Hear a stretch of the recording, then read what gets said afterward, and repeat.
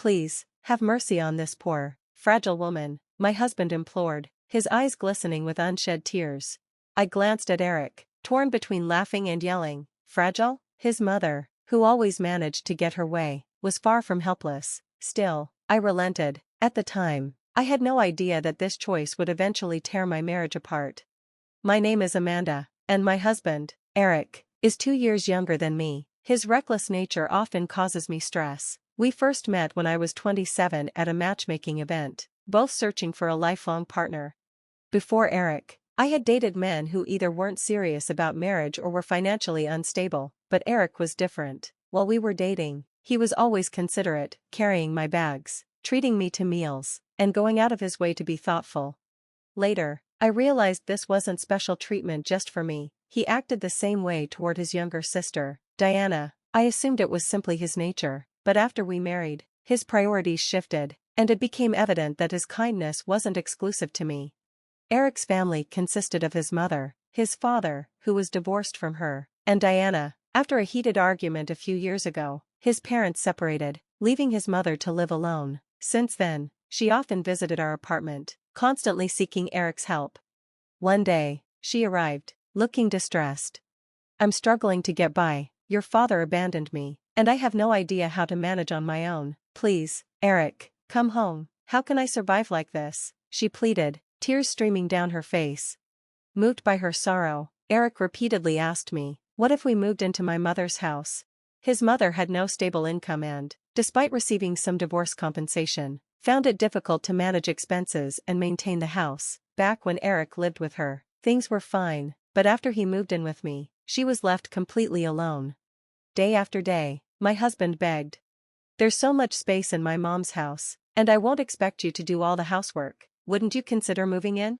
His pleas became even more dramatic. Amanda, think of this poor, frail woman, please, let's help her. Hearing him describe her as frail caught me off guard, but I couldn't ignore her struggles. Guilt weighed on me, and eventually, I agreed.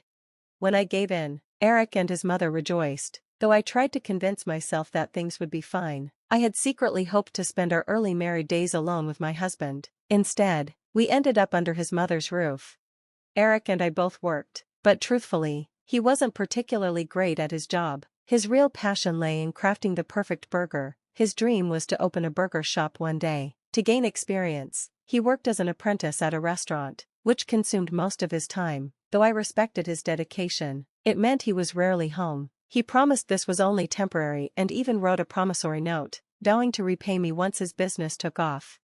During the first month of living with his mother, she seemed grateful for our presence, but once our work schedules became demanding, she began treating the house as if it were solely hers and started speaking to me harshly. Amanda, don't throw plastic bottles in that bin. Have you been living under a rock? It's shocking that you can't even separate trash properly. What did your parents teach you? She scolded. I could only respond with a quiet, I'm sorry. But the truth was, I wasn't clueless about sorting garbage. I just wasn't familiar with her system. When we first moved in, I had asked about waste disposal, and she had reassured me, don't worry, I'll handle the sorting later. Yet every time I mistakenly placed a bottle in the wrong bin, she berated me, while completely ignoring when Eric did the same. Despite following her rules on trash collection days, the criticism never stopped. It felt less like guidance and more like intentional nitpicking. She also started expecting me to do all the housework, including cooking lunch, even though I had a full-time job. When I told her, that's just not possible, she snapped, don't say impossible. A daughter-in-law must do whatever she's asked. I was stunned. Hadn't she begged us to move in? It dawned on me, maybe she had never wanted me there. She likely only wanted Eric's financial support, and I was nothing more than an inconvenient addition. While I struggled with her hostility, my company introduced a remote work option, hoping to ease tensions. I chose to work from home, thinking I could help with chores and prepare the lunches she wanted, but no matter how much I did, her attitude never changed. If anything, it got worse.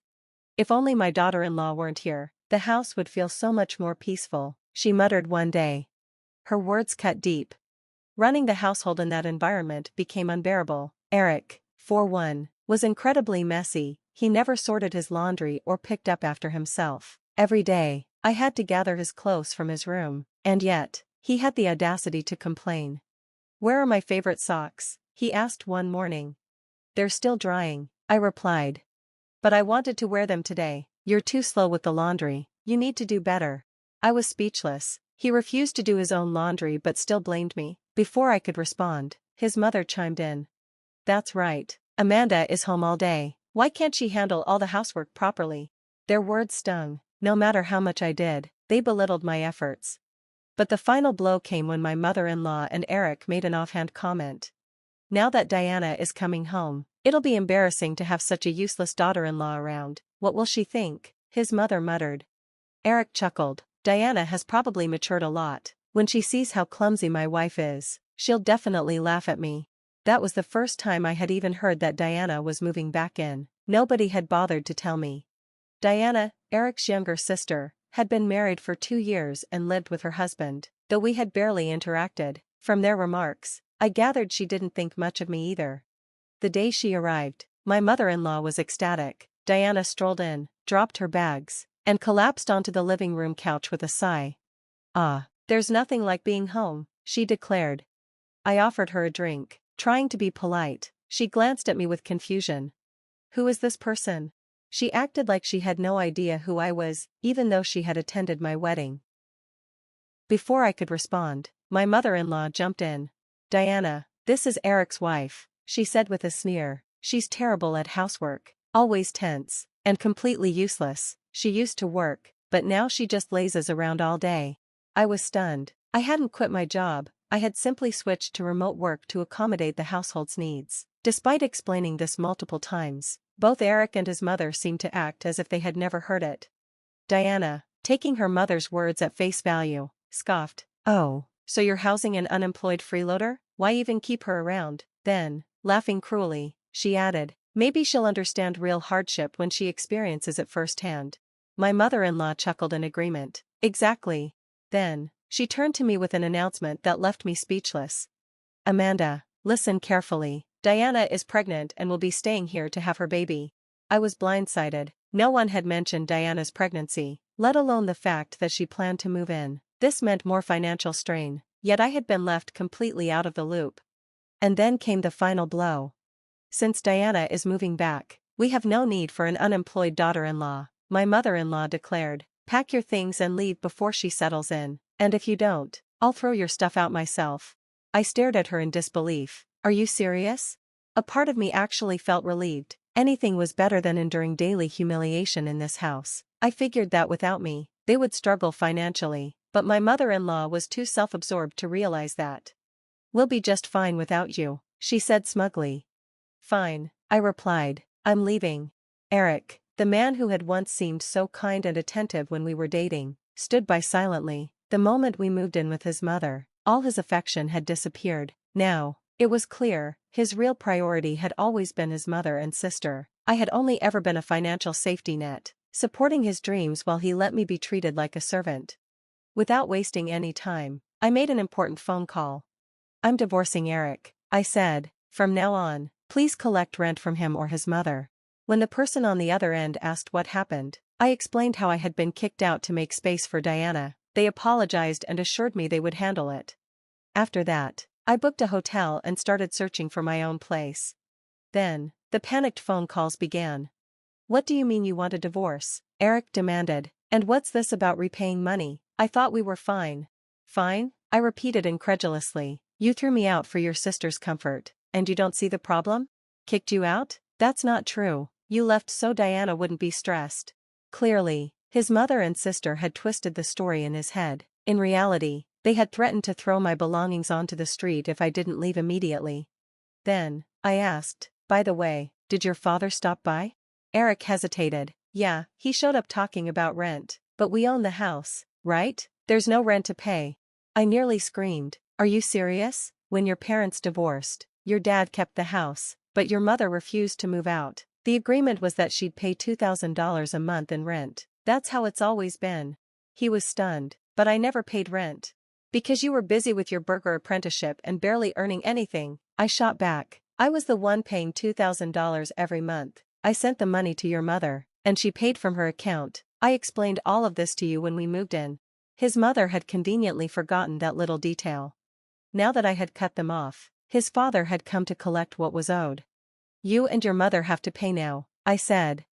Eric was shaken, but I felt nothing. He had spent so much time taking me for granted that I no longer cared about his struggles. Also, I added, your father has the divorce papers. And don't forget, there's still the money you owe me. His voice tightened. Wait, what promissory note? I sighed. How could he be so oblivious? The one you signed, I reminded him. You told me, I'm going to focus on becoming a burger shop owner, so you handle the finances for now. I promise to pay you back later. Those were your words. There was a long silence. Oh, did I really say that? He murmured. Yes, I said coldly, and now, I'm done. I can't wait around forever for your dream to magically happen. I've been covering $2,000 in rent and living expenses for 3 people, and I'm finished.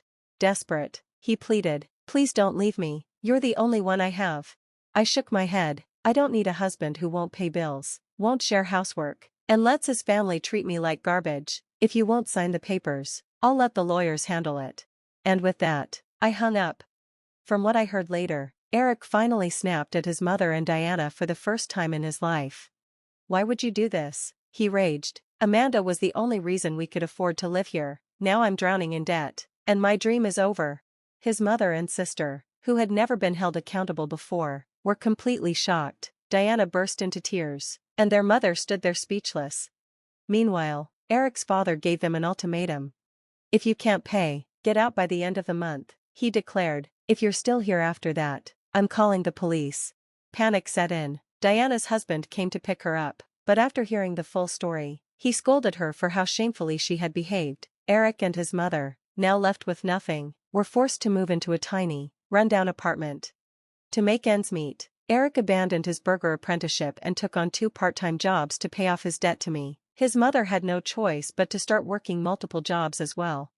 As for me, I felt nothing but relief. They had used me for so long without an ounce of gratitude. Now, they were finally facing the consequences of their actions. With that toxic household behind me, I knew one thing for sure, my future had never looked brighter. And that, my friends, is the end of this story. Thanks for watching. See you next time, stay tuned.